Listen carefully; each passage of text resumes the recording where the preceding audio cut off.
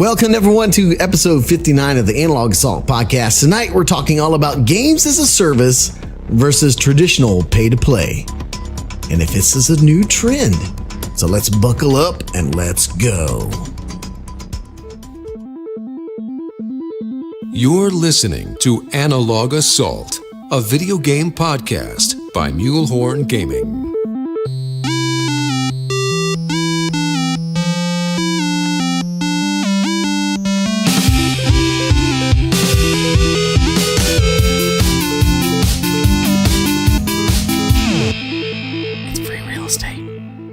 What's up, everybody, and welcome to the Analog Assault podcast. Tonight, we got a pretty hot topic we're going to talk about, and we got the bros here with us to chat about that. Mr. Thaddeus Prime, Dirty Bombs, and of course, MSG Community Manager Scarecrow. And thank you all you guys that are in the Mixer stream for hanging out with us tonight on the live podcast, and thank you all you guys that are listening to the audio version. We really appreciate you guys. So I'm back, guys. I'm feeling better. He's back from the farm. I'm back. I didn't get put out to pasture. I'm not dead yet. I feel happy. Yeah. So how you guys been doing? What you been playing? It's a pretty unpopular game.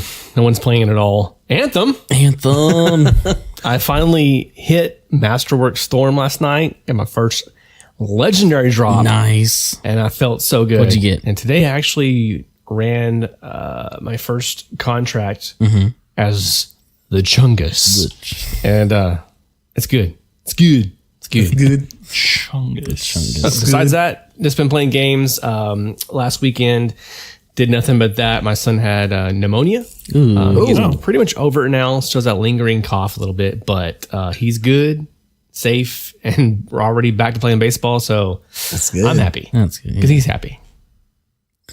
Yeah, so also bunch of Anthem. Doing a little bit of other things. ESO's got an event going on right now, so I'm just jumping in and getting at least my dailies on that since we don't really have a whole lot of people to play that right now.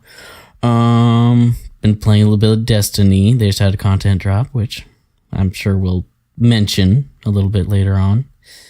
We have to. No, sure. And that's about it. Yeah. Dirty? Yeah. Anthem. A little bit Diablo on the Switch. Oh, yeah.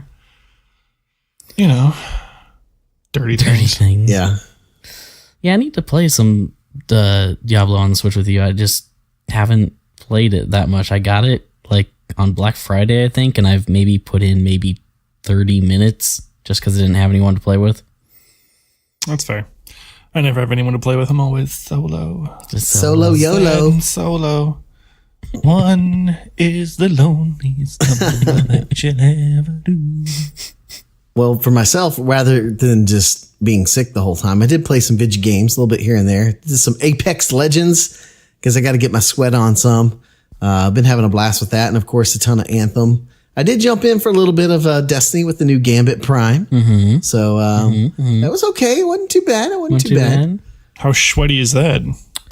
It's different. It's different than the regular Gambit. It's definitely a little more sweaty, especially for one that is used to running with a team that can burn the Primeval in about 5 seconds.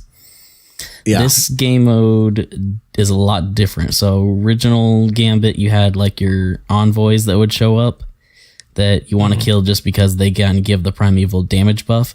Well, now they give him an invincibility over a shield. And you have to kill 3 of them, and only 2 of them spawn at a time. So then once the first 2 die, luckily they're marked on the map, so they've got little markers above them, so they're easy to find. You'll kill, and they're a lot easier to kill. Like, they're basically like regular Hive Wizard level health. But anyway, once you kill the third one, then the shield drops, and the last one that dies also kind of drops this well of light and allows you to deal more damage. And that's where your damage stacks, where the original Gambit, you would get stacks over time. Every time you clear a wave of envoys, it gives you another stack. So Primeval section, we've had it take up to 5 minutes, and that's average. Like, that seems normal. It takes a while. Interesting. Yeah. So it wouldn't be a Analog Assault podcast unless I told a couple stories here before we dive into this. Or mule jokes. So one's a story that you guys heard pre-pod, and another one's like, I just want to tell you about how I'm just getting old and I'm noticing things.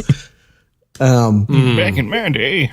So things don't hang the right way. the first one, man, is, I was sick. Y'all guys were doing the podcast. So I was sitting on the couch and my wife's watching one of those like HGTV, whatever it is, House Hunter, something Hallmark like that. Channel. It's something like that. It's one of those House Hunter, Fixer Upper, whatever it is, all the ladies watch those, So, and some dudes, I'll say some dudes. And it was one show where it had these three brothers, right? They look like triplets. Obviously they weren't, but they were like really like buff, and they're walking around and talking about houses and like, oh yeah, that kitchen just didn't speak to me. And I'm watching these guys and I'm sitting here and I'm like, I just kind of said this out loud with my wife listening. I was like, you know what? I will like never be hip and follow the trends again, because these guys wearing those khaki shorts with it up their butt crack, I could never wear those. Like, I'm always going to stick with my cargo shorts and like t-shirts that they're so tight they can't even put their arms down, and I'm like, man, this is like, who's comfortable walking around with them khaki shorts up their butt crack? Bro, you wear the trendiest footwear in the world. So what are you talking about? You know it. Socks and Crocs, baby. Socks and Crocs. My God. Yeah. Basically. And this other story is like, this is kind of weird and morbid, but like my kids, I introduced them to Indiana Jones, and there's like people that die in it and stuff like that. So they're asking me like really important questions, like, what happens when you and mom die? What happens if you both die? And so like, I'm sitting there talking to my two boys. I'm like, oh yeah, here's what happens. This person will take care of you. You'll have our house. You have our money. You'll be taken care of. And my middle son, like super serious, right? Like serious face. He looks at me and he goes, but Dada, who will tell us when we can play video games?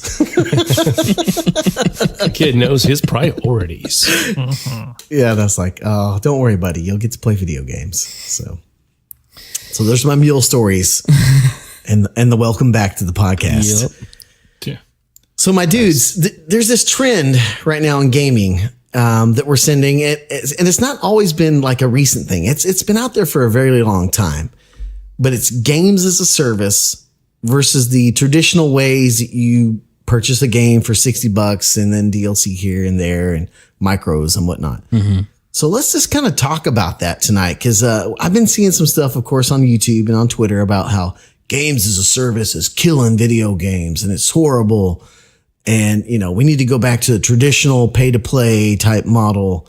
So let's just get this started and kind of chit chat and talk about that. I kind of want to start off a little bit and say that games as a service are potentially why we don't see a $20 to $30 price hike for the game itself. I'll agree with you there. Very sure. good point. Yeah. Costs just go up. Like, it's not going to stay the same. I mean, how long have games been $60? Quite a while, since before I even started buying video games on my own. Yeah. So, I mean, the cost of stuff's got to go up, and the fact that all these games are getting higher tech, I mean, it's going to go up. So you can't just have games, your Super Mario or anything anymore. Yeah. Especially games that have put out that they have a X amount of year plan.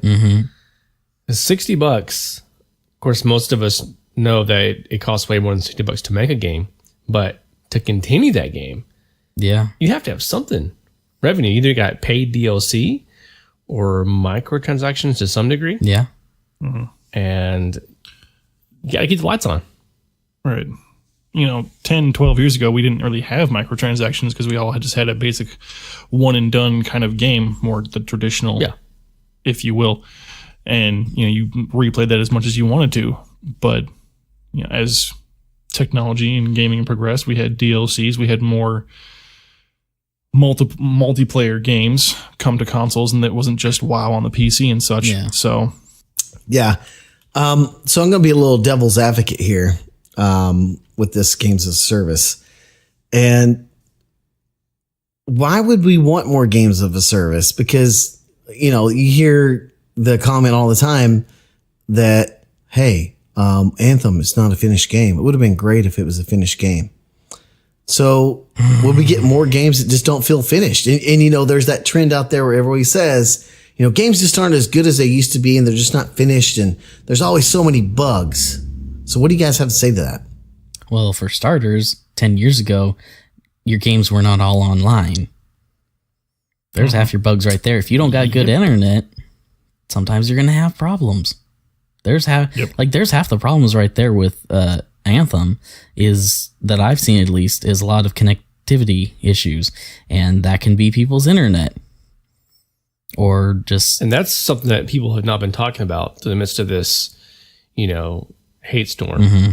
Granted, obviously a lot of the concerns are very warranted, but no one's thinking, it could be there's 1 billion people with different internet connectivity levels. Yeah. Huh.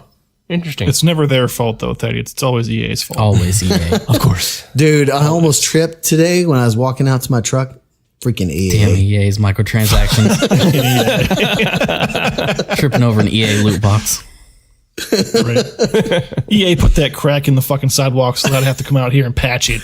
Bunch of dicks. Man, I got sick last week. Freaking EA. Freaking EA. Freaking EA. I played a game that's published by EA. Made me sick. Man.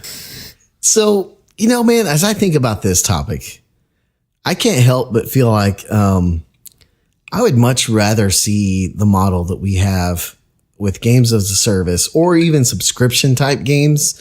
I know people are going to hate me for saying this. You're going to get some opinion inbound. But you know what? I would rather have a subscription service. Like we've talked about this forever with Destiny. Mm-hmm. I would rather have Destiny be like you pay $15 a month or like Origin, EA Origin on PC. You pay $15 a month, you get the full game of Anthem and all these other games for subscribing. You can buy the micros if you want to in there. I think, at least in my opinion, I would rather have that because like sometimes you just can't go and spend $60-$100 for a collector's edition on something. Yeah. But you know what? I subscribed to EA Origin and I got all the stuff for a pre-order that I would get if I actually spent $80 on the game on Xbox. Isn't that interesting? It just feels like it's a better model. You don't feel nickel and dimed because everyone's seen that meme, right? Where it's like, here's your hamburger that you used to get. Here's your hamburger you get now, Yeah. I mean, as people who grew up and got into gaming in general with the older model of games of here's your bulk game and then the DLC is icing on the cake of an already great game. I see that, but like we said, games as a service kind of help keep the, I don't want to say it. The flow. I lost my train of thought at the same time. Like the content. It's great. Thank you. Help keep the lights on, help keep price overall down. It may Keeps not the momentum. Yeah, it may not necessarily be something that every game needs, or it doesn't seem like every game would need it. And I'm going to use Wildlands as a perfect perfect example for that. Because, until Wildlands, I had never seen a Ghost Recon game that was a game as a service. It was all just single player, play with your friends, go in and shoot some terrorists. Good old fashioned fun. Yeah. And I honestly can't remember if it launched as a game as a service, but it certainly is now. And I even bought it because I've been craving to play it. From what I remember, I don't remember them originally planning it to be like an ongoing thing like it has. It started out obviously online, playing with friends, but I think they didn't do too well at launch as well they're expecting. So then they kind of flipped it over to this more games of a service model, and it seems like they've been doing a lot better.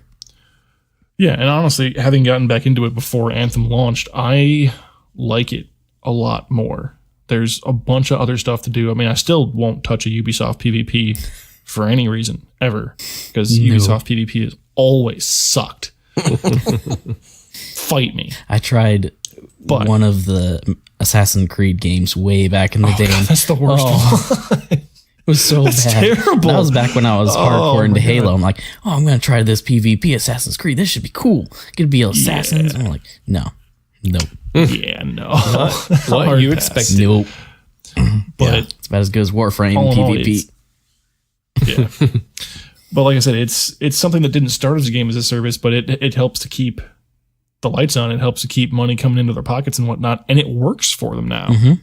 Yeah. You know, they have year passes and whatnot that you can get certain weapons, and I kind of contemplated getting the year 2 pass because it has the SC-2000, which is the Splinter Cell gun, and it looks so amazing, and I kind of want it. But Yeah. all the same, that's my example. Yeah. Like it So- doesn't. It may not necessarily need to start that way, but any game company is completely within their own rights to adopt that style in order to keep things going or to keep that game relevant. And as long as the game it stays reliable, it will still maintain its need for a service.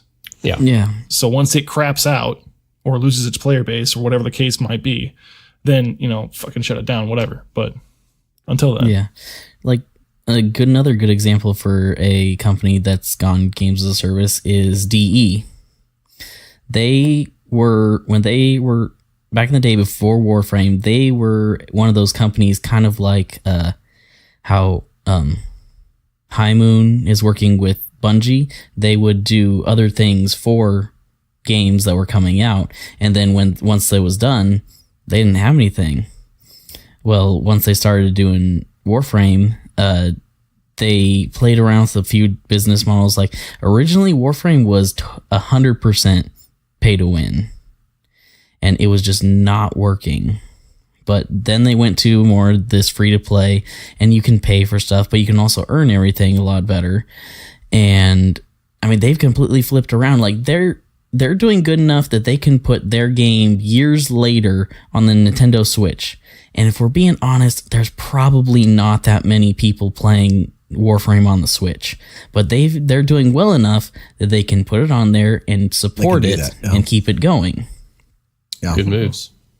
And it's a free to play devil's game. advocate on this topic for you guys. Is this just an excuse to allow developers to be lazy and give us games that they can just put a day one patch in? And I'm just using the most recent game, Anthem, with that. You think it's just lazy QA work and lazy development from people who are doing live service games now? It could be one side of it. You could look at it as games are harder to make. We've already said that. So, and developers are, or not developers, but the publishers are pushing them to get their stuff out. And also, you're never going to know exactly how your game's going to run once you put it out to the masses. You can put thousands of hours into testing in their own studio, but they won't know half, not even a tenth of what they're going to find out once millions of people start playing it and finding all these bugs. Yeah. Yeah. Just like anything, you take your product in a controlled environment with multiple variables, but you put it into a non-controlled environment where anything goes, you're always going to get different results. Games or not, products in general. Yeah. I mean, if we're being really honest, Anthem had one of the smoothest launches of any of these online games as a service games have had in a while.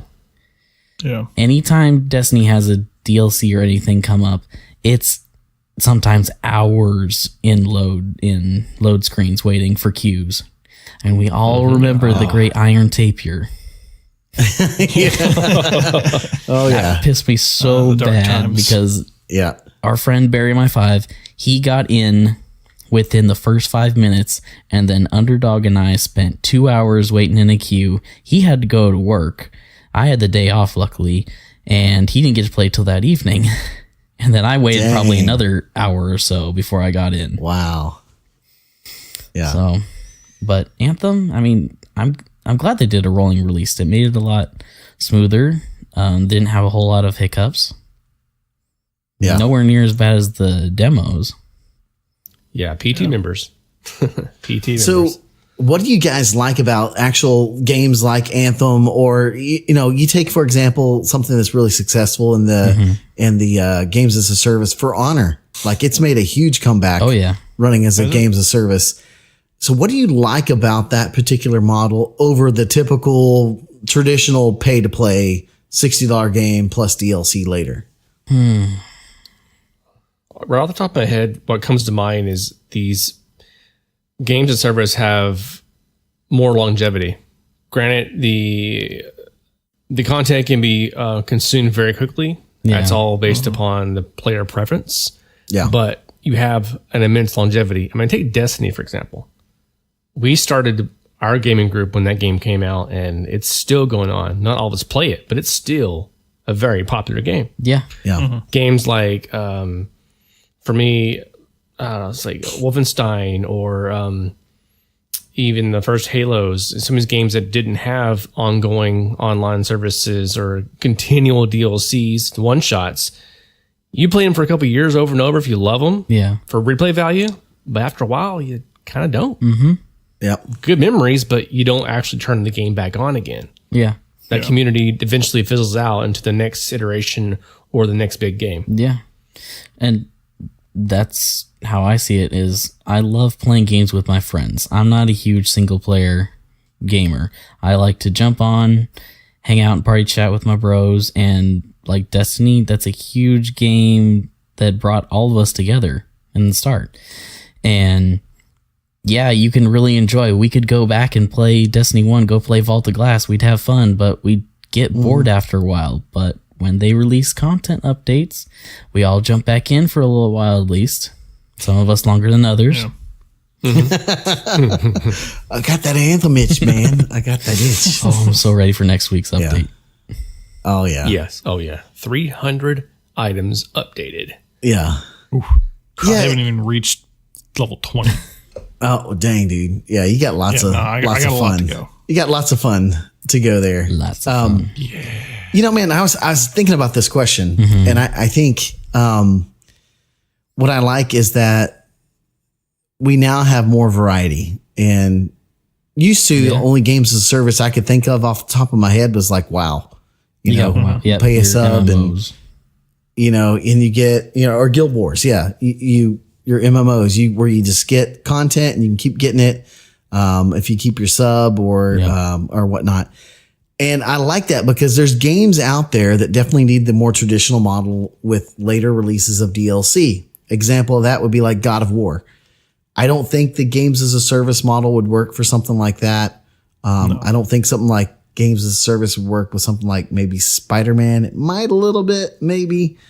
But it's a funny trend that I see as well, because like you take, for example, a game that came out like to a very, very shaky start, and that's Star Wars Battlefront 2. Ooh, Everyone was, the micros were about it. Everyone was crapping on it. Everyone was like, boycott EA, don't buy the game. Yep. And you look at how far that game has come because it's a games as a service. The community there is crazy, dude. There's so many people that still play this game. Mm-hmm. And it's funny, like when we put YouTube videos out, the videos that get us the most views are games that are typically games as a service. Yeah. Mm-hmm. Exactly. It's crazy how that works because it's just continual content, continual refreshing, new stuff to do, new grind. Yeah. And I'm just glad that we have that option now. So kind of long-winded there, but so what do you guys think about this thought that you're seeing in YouTube now of people saying like, oh, games as a service is killing games? Would you rather see Anthem as a traditional pay to play or games as a service?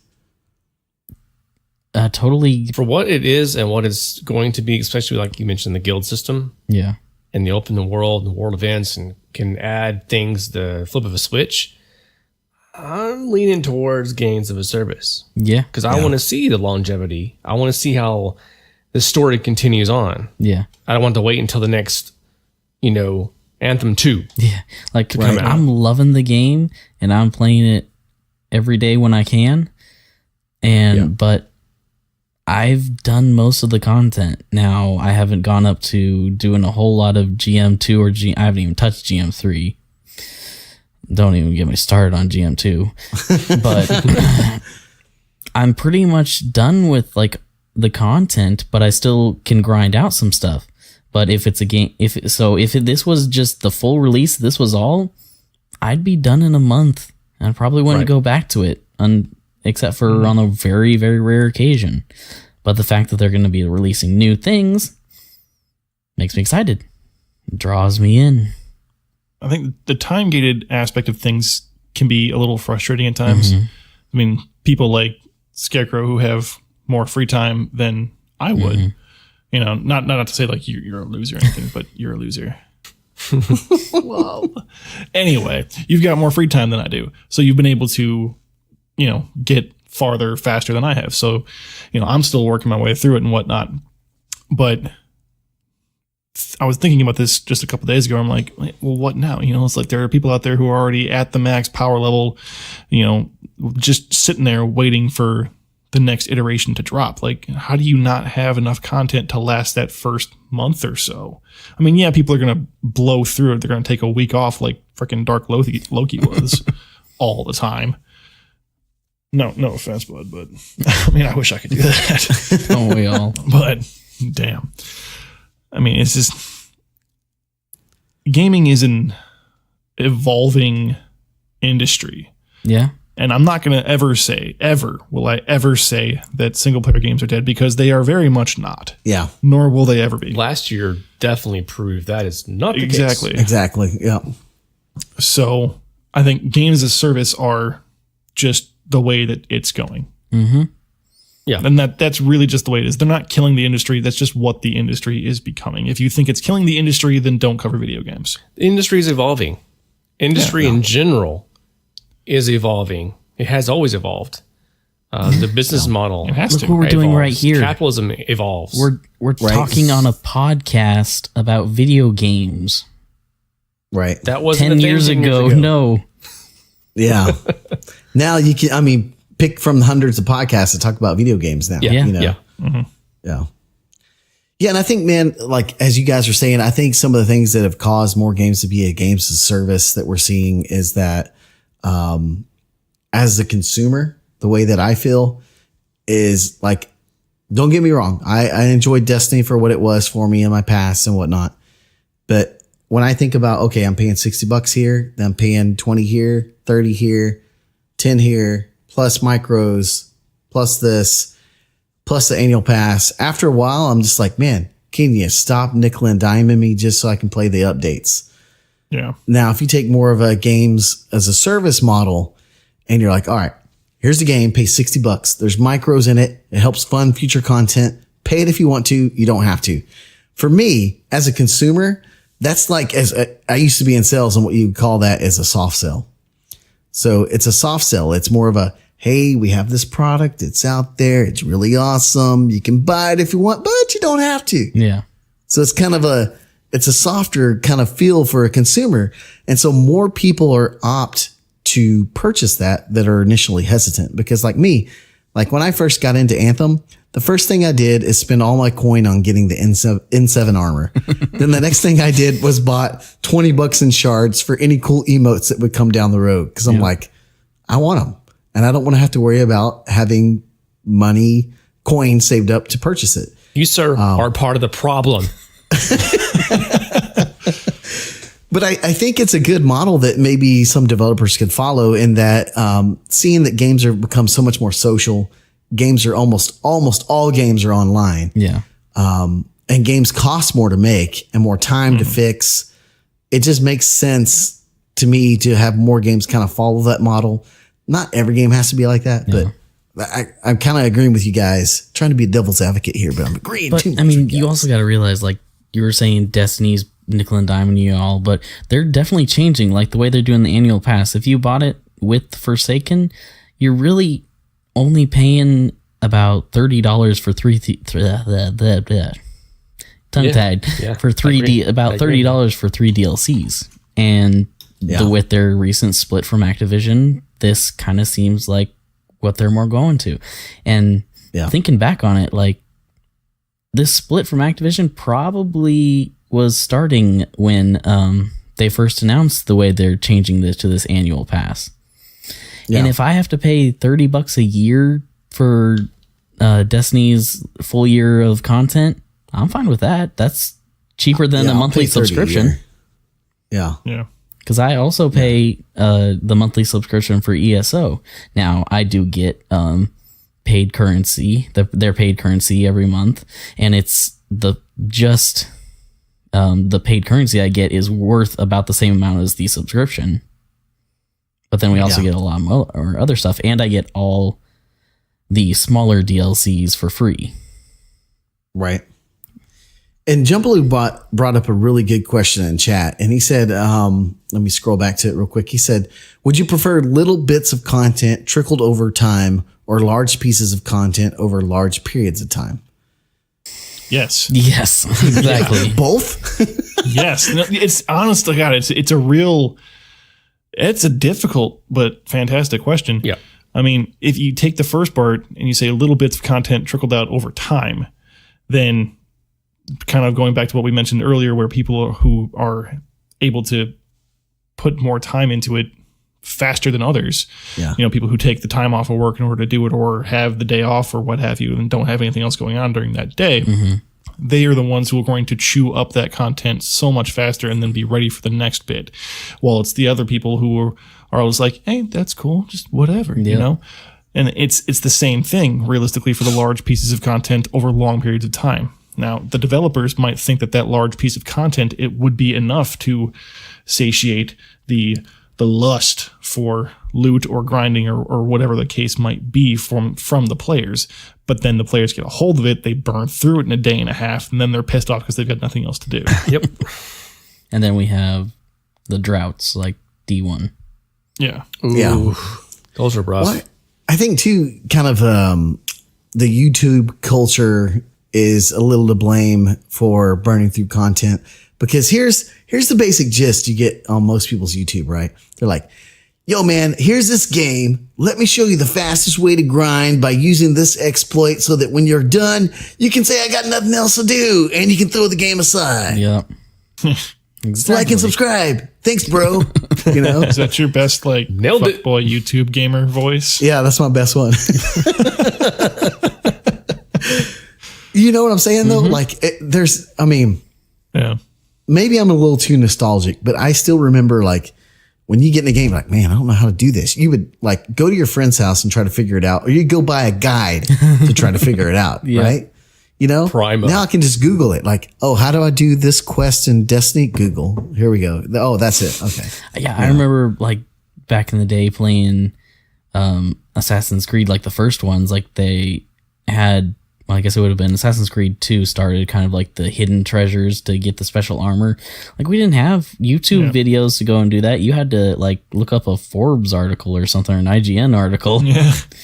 Yeah. Yeah. Yeah. First game ever I had all the achievements in. I think to this day it is still the only game I've ever played that I have all the achievements in. Assassin's Creed 2. Assassin's Creed 2. Nice. That one's very nice. There's some tough ones in that too. I think I'm missing just a handful of them. I think the last one I got was one I had to look up was the feathers, because I had feathers. I had a game that was going so great. I found a lot of them just wandering around and whatnot, or just happened to cross them, and I think I ended up with 80 something by the end of the game. I'm like, well, I'm done with the game. There's 12 left. I really don't want to look for them myself. Let's go to the internet. Yeah.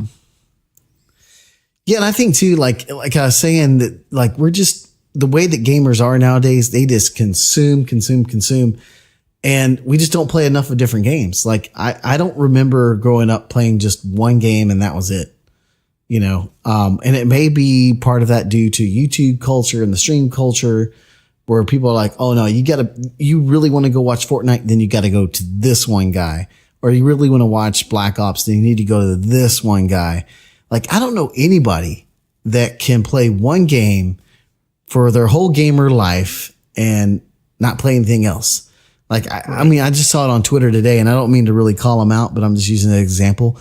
Guardian Outpost. He said he got started and became a partnered streamer by playing Destiny 1. That's all he played. Yeah. 90% of what he streamed was Destiny 1. And he just tweeted today that he just can't do it anymore. It just doesn't, it's not fun for him. And I think that's something that maybe us gamers could think about is man, I'm really having a lot of fun in Anthem. I got some stuff to do, but I'm going to change it up. I'm going to play Apex tonight, or I'm going to go play Star Wars tonight, Hell, I had a really hard time when I logged on. I saw Barry My 5 was playing Ghost Recon Wildlands. I'm like, someone to play with. No, I'm going to play Anthem instead. Never mind. Yeah. Ooh, really want to play that, but I really want to grind a little bit more on this. Right? I didn't even know we had it. Yeah. Yeah.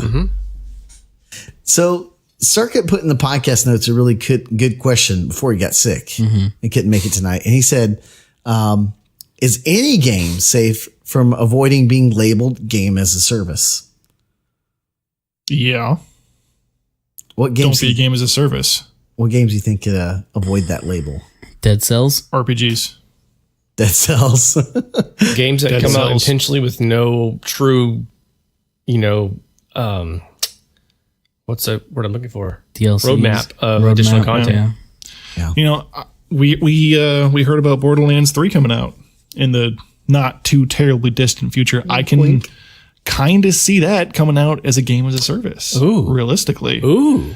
Now, If you really think about Other it, games the that- other Borderlands are kind of like pseudo games as a service. They release, you can get more Well, they were keys games as a every service month. before it was And hit. back when they were popular, they had DLCs and holiday events. I still have a lot of keys. I'm sure.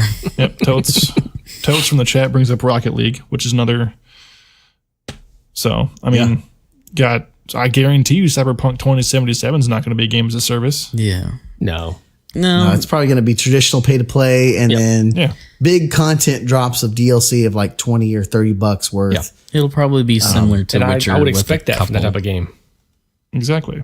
I mean, it's easy enough to avoid it. Just avoid it. It seems I mean, games- not to totally destroy his question, but it seems games that have some level of co-op or PvP have a tendency to go that pay to play the games and servers route.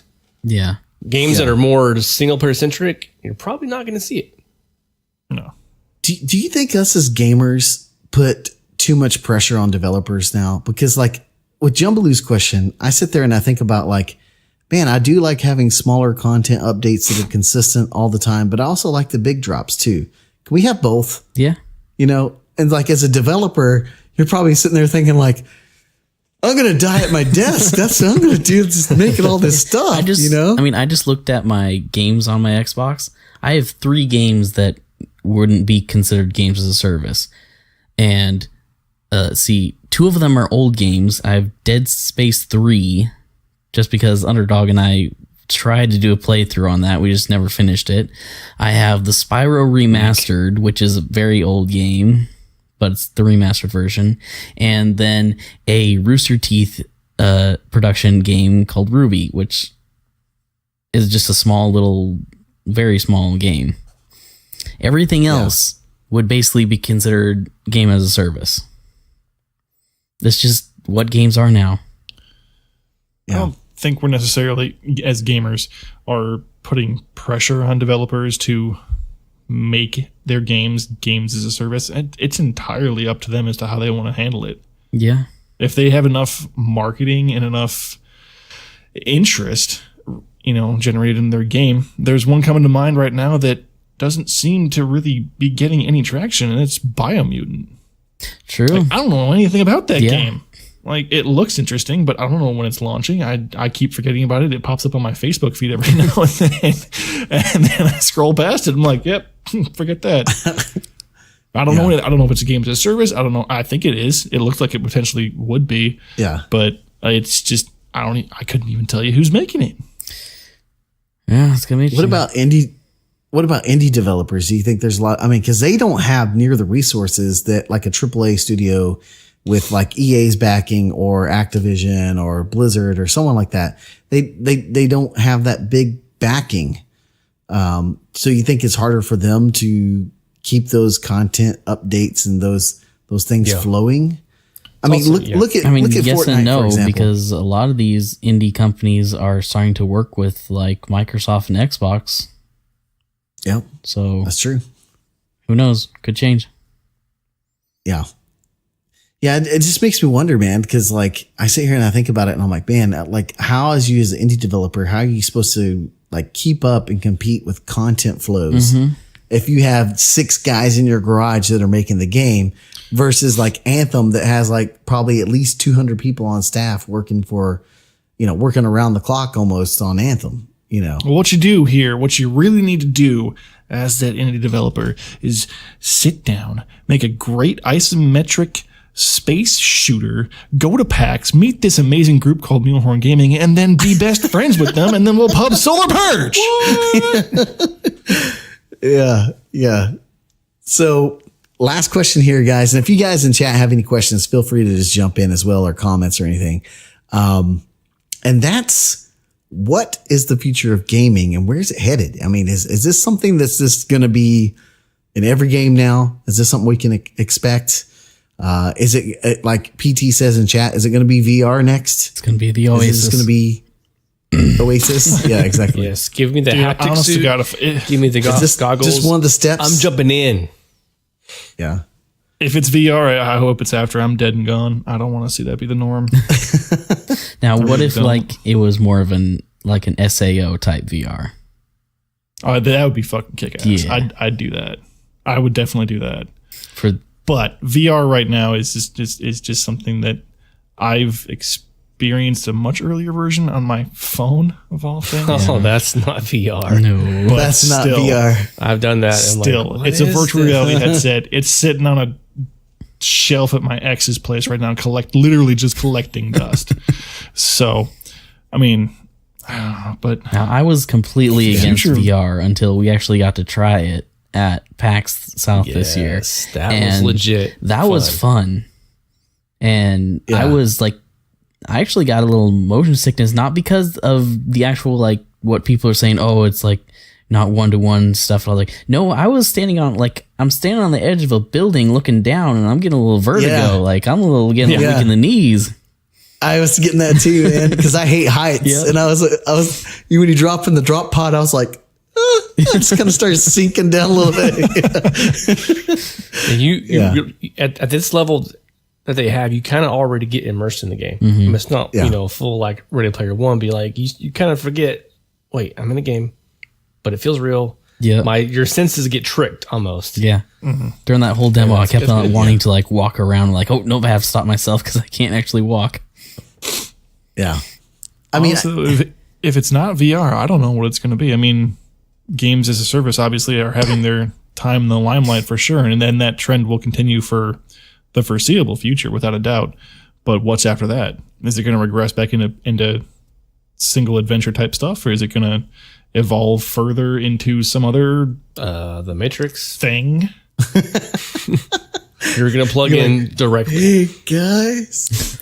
Yeah. We're already plugged in, Thaddeus. Didn't you know that? Yeah. Man, I think with where games are going, I'm just going to make the prediction that we're going to see games as a service as a pretty much how games will be. Even games like God of War will eventually be more like a games with a service, because it is, as Tote said and chat, just one step closer to the Oasis, man. And I think that's where we're going, is more virtual reality. I think the hardest thing that's going to be for us as gamers is giving up what we hold in our hand and just being able to crash on your couch and, play a little bit of whatever you want to play. Solar Purge, want to do a couch co-op, have a beer and lay on the couch. Well, you can't really do that in VR. And, it's, Speaking of VR, OG Mule put in chat the Tesla suit. Tesla already has basically the haptic suit you saw in Ready Player One as a live product. Well, almost live to sell, but they have developed it. It's basically replicates what the haptic suit did in Ready Player One. Your whole body can interact with the game or whatever. Oh my gosh, I'm looking at that now and it looks crazy, dude. What the what? I know certain industries are going to jump all over that. Damn. Well, I noticed it actually has a spot that goes over your nutsack. So I wonder if you get kicked in the nuts, if you'll be like, I'm sure that's why it's there. I'm sure that's why it's there. Yeah. Yeah. Triple X mode. Yeah. I mean, even seeing this, like, we all know what mocap is. We all know what mocap suits look like. Yeah. Yeah. Like, imagine, shit. What's Hollywood doing with facial motion capture nowadays? Just with green dots on the actors' faces, and now you got jazz like this. Mm-hmm. Yeah. I mean, that's gonna open up a whole new world. Whole new. Saw it coming, didn't care. Yeah, I think, man, games as a service is that one step closer to the Oasis, and I really do think that's where we're headed. Which, I mean, to me as a consumer, I'm okay with, because, man, I know I'll probably end up spending more money than I would a typical game plus DLC, because, like I was saying earlier, it feels like a soft sell. But it just makes me feel better. I don't feel as nickel and dimed because it's at my own pace. If I want to buy it, I can buy it. If I don't, I don't. Yeah. I'll grind. Whatever. So we got one more question in here in chat before we wrap up some stuff from Jumbaloo. And he says, what do you guys think about Xbox Live on the Switch? It's going to be interesting. What? Where have you been, Dirty? Are we going to still have to have... reading articles about Xbox being on the not Xbox. Yes. I mean, if it actually happens, is it going to make it to where we don't need the Nintendo online service? Is there one of those? Yes. Okay. Yeah. There's a big step for Nintendo if they actually go through with it. I'm just going to say I called it, bro. I called this on N64 Josh's podcast about a year ago. You did. When they were doing stuff with like, oh, you sign in with your Microsoft to do this on your Switch. Yeah. And you can do crossplay. I'm like, dude, this is going to where they're going to start using Microsoft servers and Microsoft login, and it's going to be an all digital console. Especially since it's handheld. Yeah. Everything is just log in through Microsoft, and there you go. Well, then what's going to happen to PlayStation? You're going to have to play nice or learn a different marketing scheme. They'll never play nice. No, they never will. Ever. And that's one thing, man, that was mentioned about with Anthem. I don't think we'll ever see crossplay or PC to Xbox, because EA makes the deals with other, like Microsoft, PlayStation, whatnot. And PlayStation has usually has agreements in there that they can't do any type of crossplay. So interesting. Yeah. That's big, Jumbaloo. I think that's next level stuff, man. I mean, the hottest selling console right now is not the PlayStation. It's not the Xbox. It's the Switch. Yep. It has a crap ton of sales, man. Yeah. Yeah. So any other closing thoughts, guys, you want to mention about games as a service? Anything you want to add? Just get off your chest here. I mean, Diablo. Just it's a game as a service. Diablo. It's my favorite one. Diablo 1? So I can have someone to play with. Might have to get back on that. You'll have to walk me through it a little bit more. That's okay. Yeah. I mean, I'm looking forward to it. I enjoy playing games with my friends, and that's looking like where the online co-op games are going, and I'm fine with that. Yep. I'm always looking for that new experience. It's your prime time. You stewing over there? I'm feeling that it's the way it's going, and just basically just echo what Scarecrow said. It's happening, and I'm not against it, and I really haven't been against it. So I don't know what's happening. It's a gift, man. It's happening. Oh yeah, for sure. So I mean, I got my game. I do love my campaign games. I'm kind of the opposite on Curl on that one. So when I want to get those games, I know that I'm set in a certain amount. But games I play with friends, I'm gonna either look for traditional content down the road or pay for additional content down the road through some means, whether it be chunks of DLC or a subscription service. So it's good moves on most of the company's parts. It's what's happening. Yeah. I'd have to agree, guys. I think with the way games are going, we're going to see more and more. It's happening. We're going to see more and more games as a service, and that's just how the typical setup's going to be. Just the way it is. Just the way it is. So guys, I want to mention, thank you all you guys that are in Mixer and they're listening to the audio version. If you like the content that you hear here, the stuff you see on the website, head over to patreon.com/Mulehorn Gaming. Get all the details about how you can support us. You can support us with $1 and get in our Patreon only chat and Discord. So, and mega shout outs to our gold level, the Rayman, and our platinum Anger guys. Appreciate all those supports and all you other guys that support us. It means so much. We can do so much for the community. Tip our hats to you.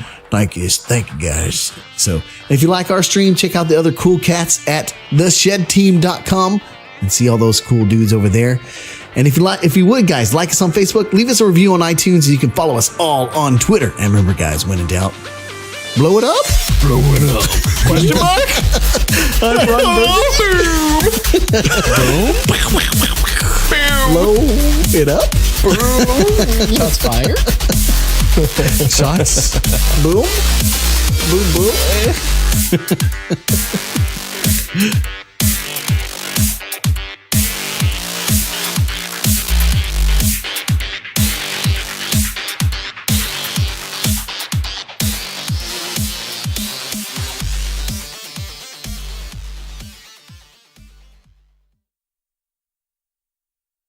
It's free real estate.